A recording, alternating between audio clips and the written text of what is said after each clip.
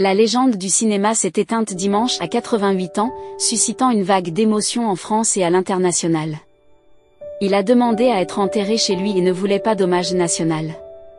Légende du 7e art, Alain Delon aura-t-il droit à un hommage national comme son ami Jean-Paul Belmondo? L'acteur du samouraï avait tranché avant sa mort, il s'opposait à toute cérémonie politique de cette sorte. Non, non, surtout pas.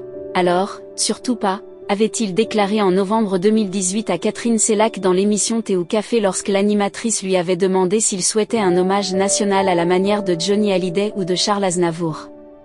On sait où je serai enterré, mais il n'y a aucune consigne, avait poursuivi Alain Delon, qui a demandé à se faire enterrer chez lui, dans le Loiret, à Douchy. Dans la chapelle de son domaine, sa tombe est déjà creusée. On m'enterre comme tout le monde, mais surtout pas comme ces personnes que vous avez citées, avait-il insisté auprès de Catherine Sellac. L'acteur voulait être enterré non loin de ses chiens.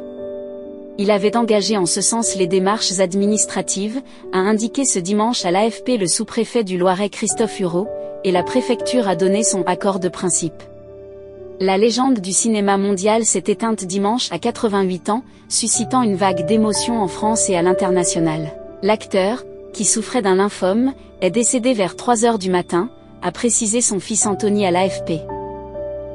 Selon le communiqué, Alain Delon s'est éteint sereinement dans sa maison de Douchy, entouré de ses 3 enfants et des siens. Le chanteur Serge Lama a fait part de son émotion après la mort d'Alain Delon, dans une publication à la fois sur X et sur Facebook. Alain n'était pas un ami mais ce n'était pas le contraire, commence le chanteur, sans en dire davantage. Ce serait trop long de vous raconter notre histoire, mais la sienne parle pour lui. C'est une rare légende, sans doute la seule, la dernière, poursuit-il. Sur les réseaux, Serge Lama se dit orphelin car, à une époque de ma vie, il fut un père et un exemple. Il plaisait aux femmes et il consolait les hommes sans père. Aujourd'hui tu m'as fait pleurer Alain, c'est la première fois que tu ne me feras pas du bien. Sophie Renoir, actrice et photographe qui a eu l'occasion de tourner avec lui lorsqu'elle avait 13 ans pour le film Attention, les enfants regardent, garde un très bon souvenir de l'acteur. On n'apprend pas à être acteur, on est comédien et lui avait ça en lui. C'était profondément dans ses veines, c'était toute sa vie et c'est pour ça qu'il était aussi merveilleux, raconte Sophie Renoir sur BFM TV. Cette femme se souvient d'un être très complexe, qui lui a apporté son soutien lors de ce tournage au cours duquel elle était adolescente. J'étais une gamine, et pourtant il m'a soutenue, il m'a aidée et encouragée, même contre l'avis de mes parents qui ne voulaient pas que je sois actrice. Christian, le fleuriste d'Alain Delon à Douchy, s'est rendu devant la demeure de l'acteur pour lui rendre un dernier hommage. Sur BFM TV, il raconte avoir toujours très bien discuté de cinéma et de théâtre avec son célèbre client. On se côtoyait en amis, raconte-t-il. Il était très agréable, très discret, avenant et tout.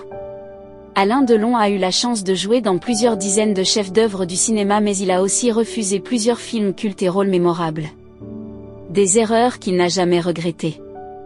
À la fin des années 1970, l'acteur s'est vu proposer le rôle de James Bond, le célèbre espion britannique.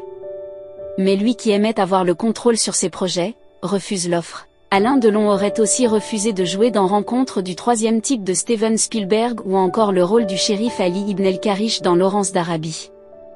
Il a aussi refusé de nombreux rôles à Hollywood, comme de jouer dans Le Parrain.